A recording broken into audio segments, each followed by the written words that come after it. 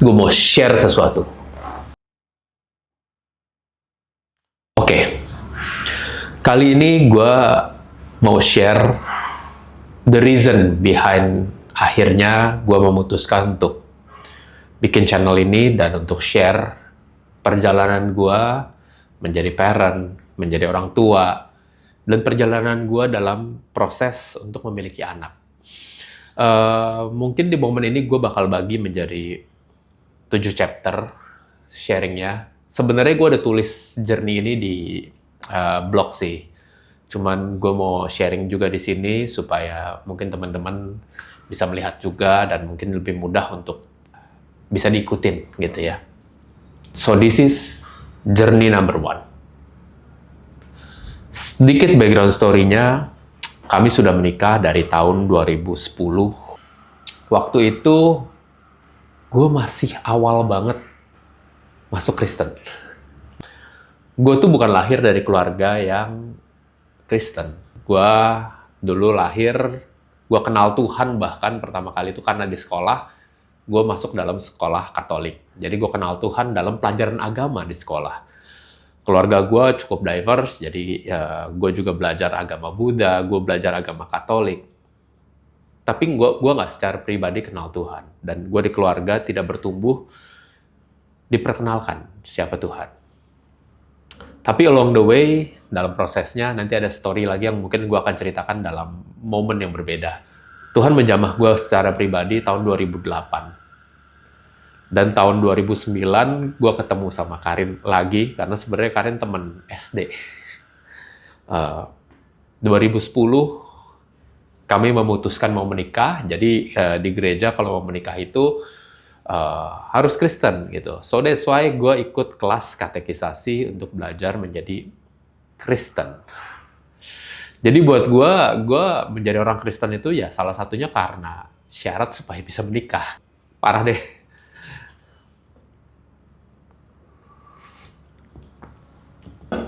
Ya tapi gue jalanin supaya bisa nikah gitu ya. Along the way dalam perjalanannya buat gue ya udah gue ikutin aja, toh gue juga udah tahu mengenai siapa Yesus, siapa Tuhan dari pelajaran agama. Dan di kepala gue orang-orang yang ngaku beragama juga muslim, munafik lah gitu. Jadi ya agama ya cuman sebagai status aja. Tapi ternyata selama ikut program katekisasi, gue diajarkan mengenai teori, mengenai dasar-dasar kekristenan. Gak terlalu banyak yang nyantol sih sejujurnya buat gue. Tapi karena pas momen lagi katekisasi itu berbarengan sama gue proses dalam bimbingan pranikah di gereja.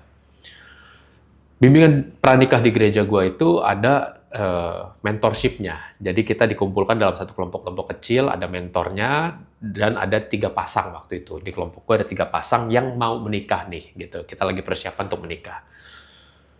Itu momen pertama kalinya gue ngelihat sosok role model yang gue melihat langsung mereka menjalankan kehidupan sebagai orang Kristen yang bukan cuma sekedar status.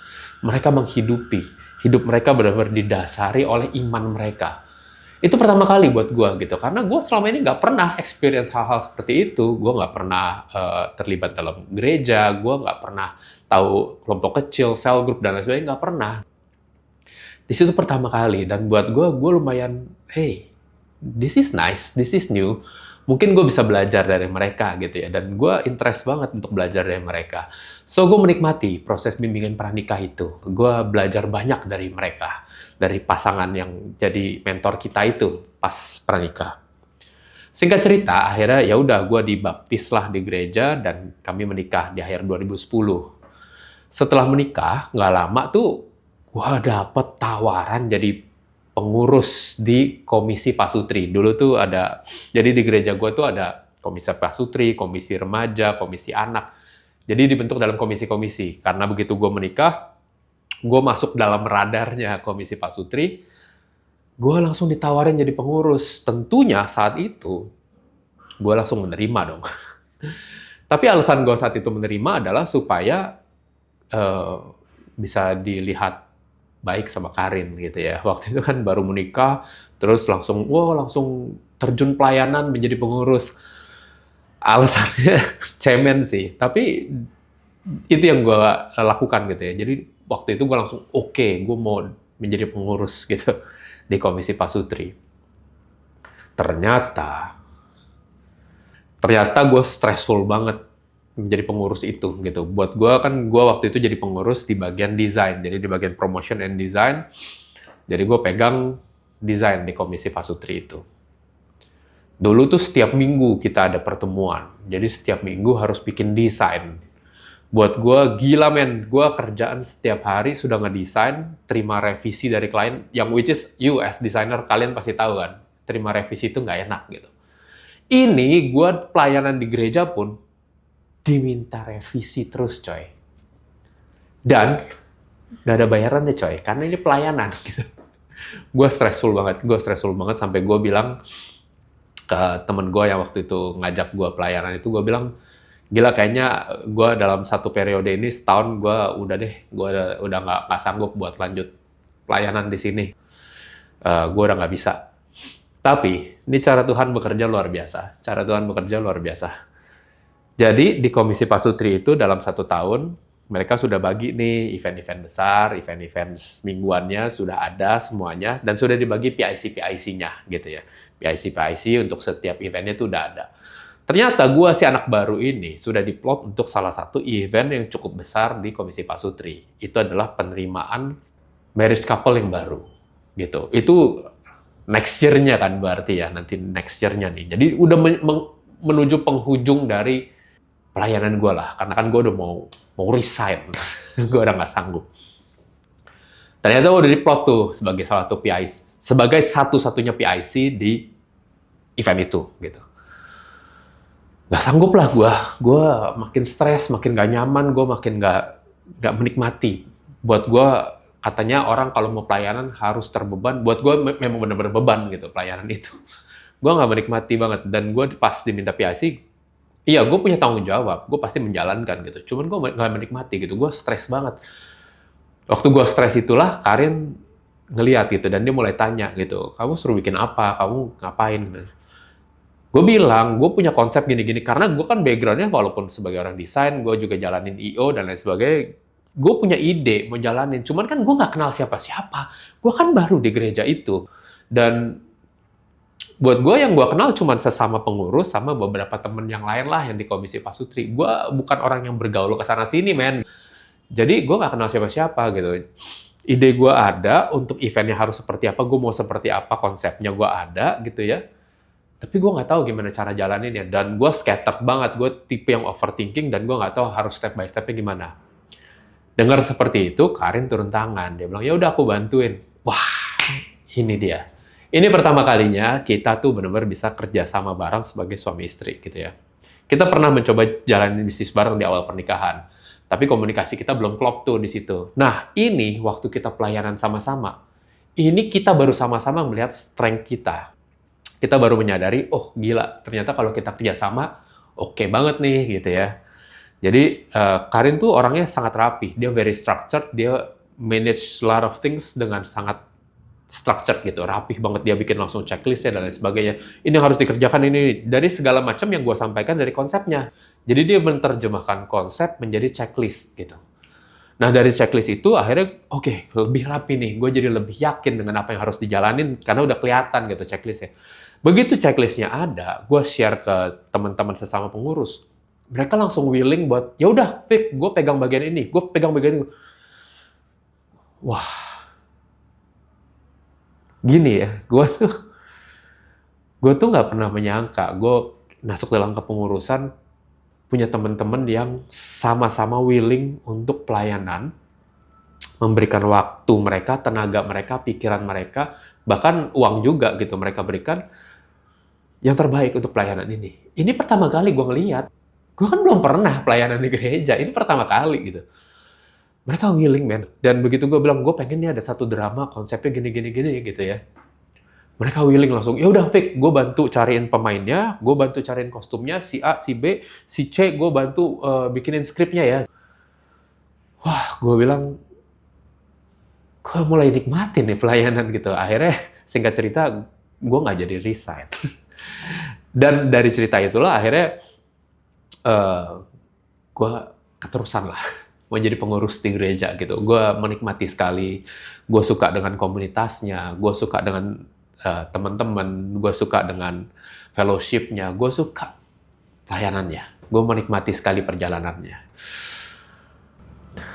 Jadi akhirnya gue ngerasa gue terjun lah ke dalam kesibukan pelayanan di gereja. Dan setiap minggu akhirnya gue juga menikmati untuk datang ke gereja. Udah mulai punya temen nih ceritanya gitu. Jadi gue menikmati melakukan rutinitas-rutinitas itu. Dan gue merasa karena gue sudah melakukan rutinitas itu, gue sudah ke gereja setiap minggu, hampir tidak pernah bolong, gue aktif dalam pelayanan di gereja, gue ngerasa diri gue sudah cukup baik.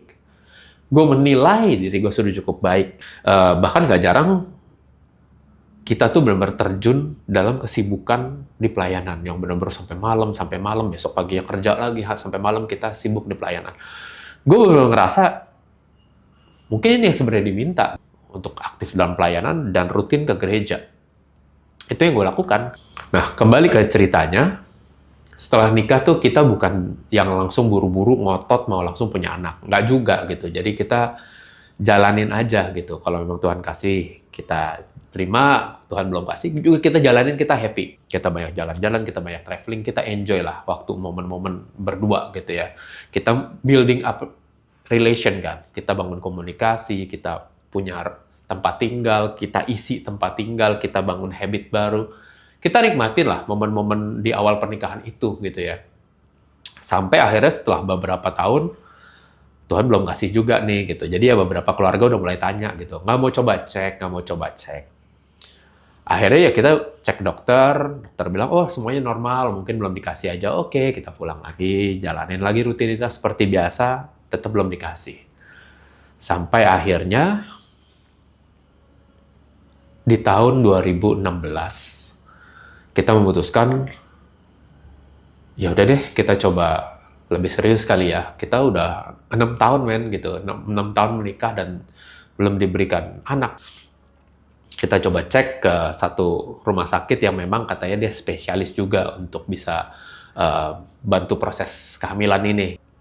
Begitu dicek, dokternya bilang, mungkin ada indikasi kalau ada antibodinya dari Karin tuh mungkin bertentangan nih sama antibodinya dari gua. Jadi mungkin itu yang membuat kenapa tidak bisa dibuahi gitu ya.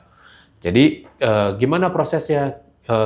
Kita mau jalanin proses INSEM gitu. Jadi proses INSEM, sebelum proses INSEM itu, gimana caranya adalah antibodinya Karin ini harus di-reduce supaya antibodinya menjadi lemah, supaya bisa proses pembuahan itu.